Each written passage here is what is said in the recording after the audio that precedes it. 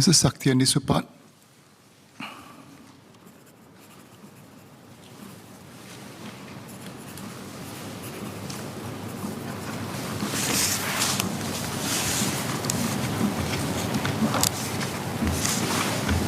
Mr. Speaker, I'd like to thank Ministers Masagos and Minister Maliki and SMS Zaqy for answering my question. I have two sort of clarifications. First is, in regards to the GIC Mendaki Scholarship for Singaporean students, I really welcome the announcement. It's a good step in that direction. But I need to seek further details on the scholarship.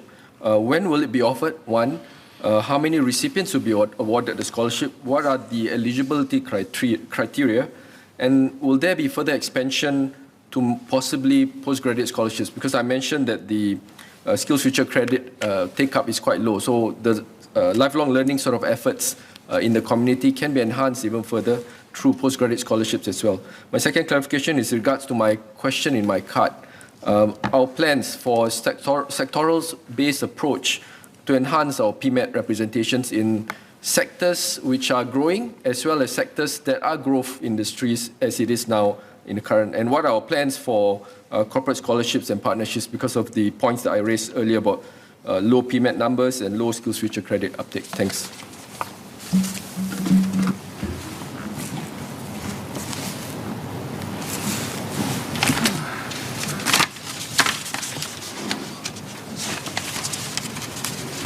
So I thank the member for, I thank the member for his clarification. Thank you for seeking and acknowledging the hard work that Mendaki's put in to put some of our industry scholarships together.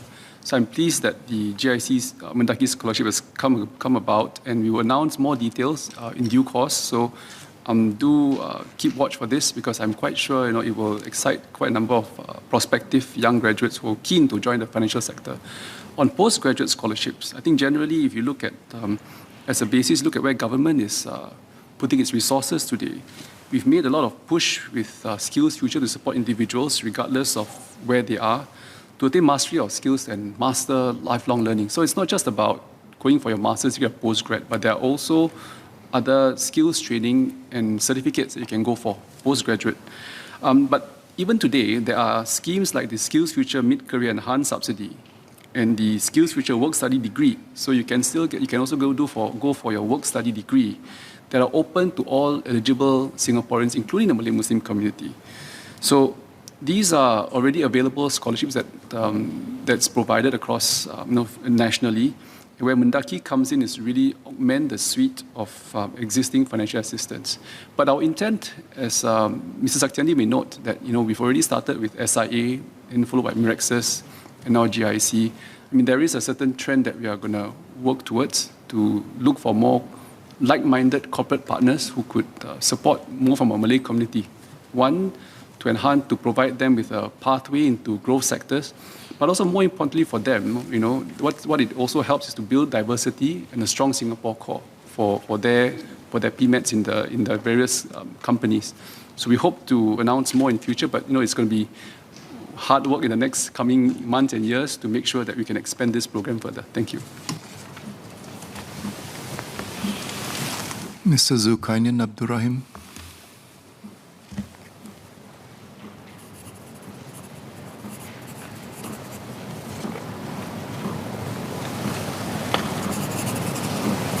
Thank you. I thank the Minister for the announcement on the update on the Singapore Community Wakaf.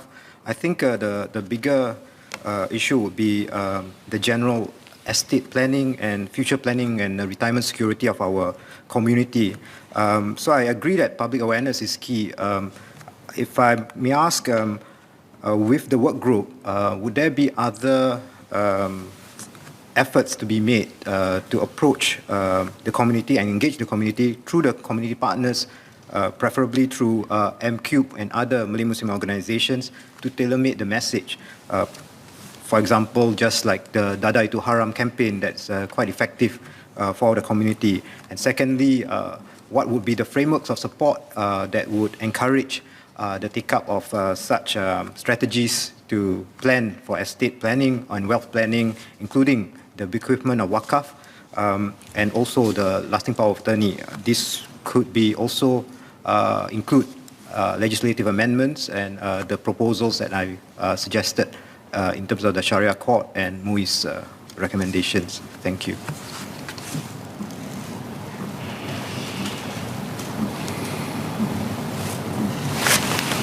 I'd like to thank our member for the clarification question. For WMS, or Wakaf Masyarakat Singapura, like the member has pointed out, the last one was given almost 40 years ago, in fact, more than 40 years ago. And that this culture of bequeathing your property to benefit yourself for your religious needs, but more importantly, to benefit society for the long term, is a culture that we've had for 1,400 years. And we've had it in Singapore when Singaporeans, Muslim Singaporeans had become wealthy during the early days of our colonization, actually, and been bequeathing these properties. And actually, in enhancing these properties alone, we have managed to accumulate something like almost $800 million worth of asset. That's wonderful.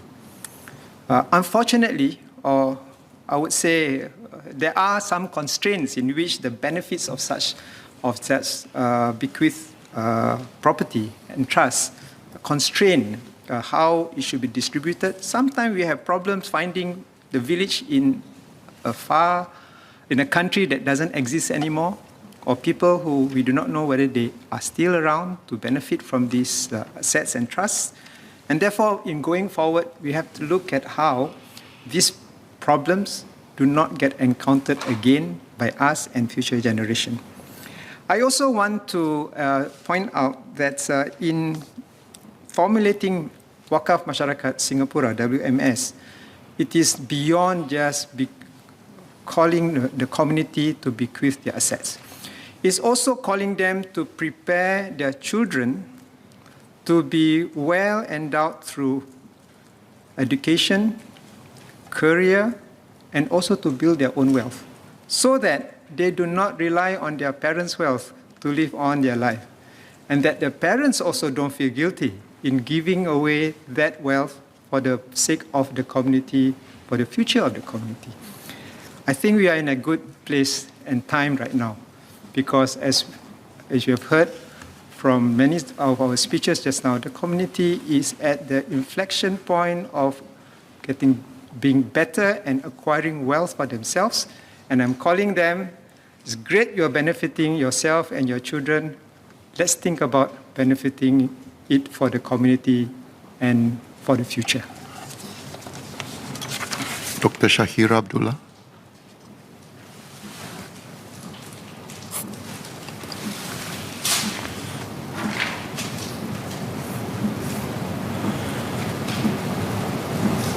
Thank you, Chairman. Just have a few clarifications. I note that we are going to have a salary review at Asatizas, and I've also realized that it was announced somewhat in early 2020. So may I know what's the rough timeline and when we can expect the results of the review, since it was announced in 2020? And secondly, I think I would just like to say that a PCICS initiative is actually a wonderful initiative. And from what I see, I mean, recently the news said that they were given a salary incentive of $100. But it was only offered to those working in mosque and madrasas. May I know whether it will be extended or expanded to other asatizas, and whether this $100 is benchmarked against other sectors? Thank you.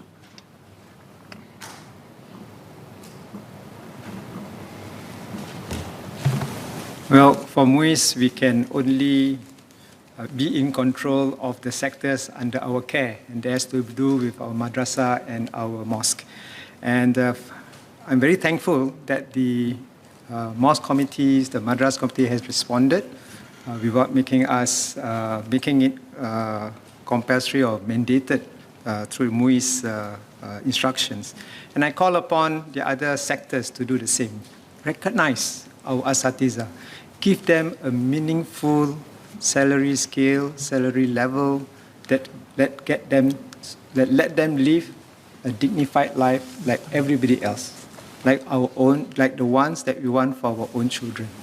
I believe our community is very, very generous. We have not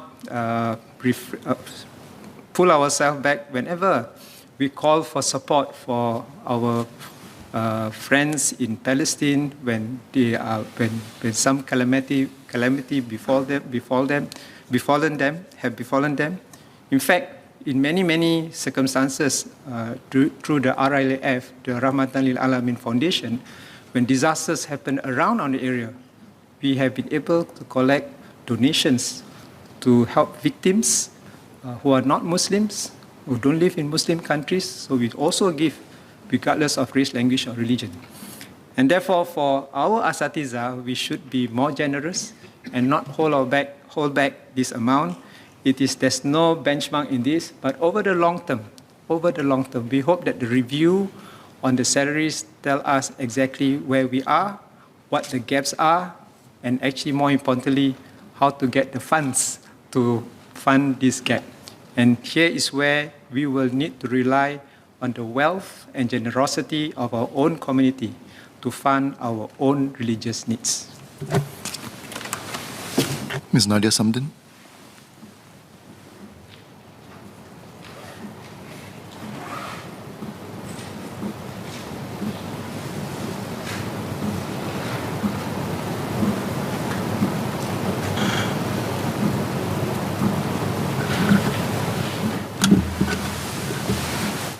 I'd like to thank Mr. Masagos and Mr. Maliki Osman.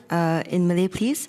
Saya ingin kembali kepada dua persoalan saya tadi mengenai fitrah, iaitu jika M Kuasa 3 mungkin bekerjasama dengan MMO, Comlink dan agensi lain, ada rancangan untuk menghulurkan dan menyelaraskan sokongan kepada keluarga pesalah bukan sahaja pada tempoh permulaan atau akhir penghukuman penjara, malah pada seluruh tempoh hukuman itu supaya keluarga pesalah dapat bangkit lebih kukuh. Dan kedua, memandangkan program fitrah memerlukan komitmen dan sokongan dari agak ramai para relawan. Bagaimanakah struktur fitrah dapat diperkukuhkan buat jangka masa yang panjang? Terima kasih.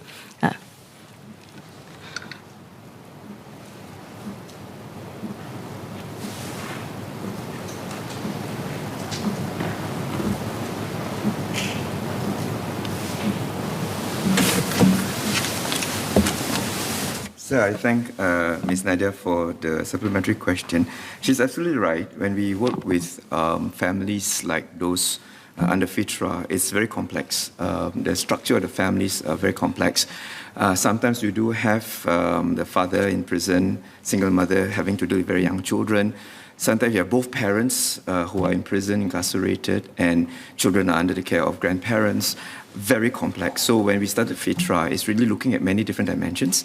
One is to ensure that the needs of the family members who are outside are supported, primarily their children, because really it is the stability of the children while the parents are incarcerated that's very critical.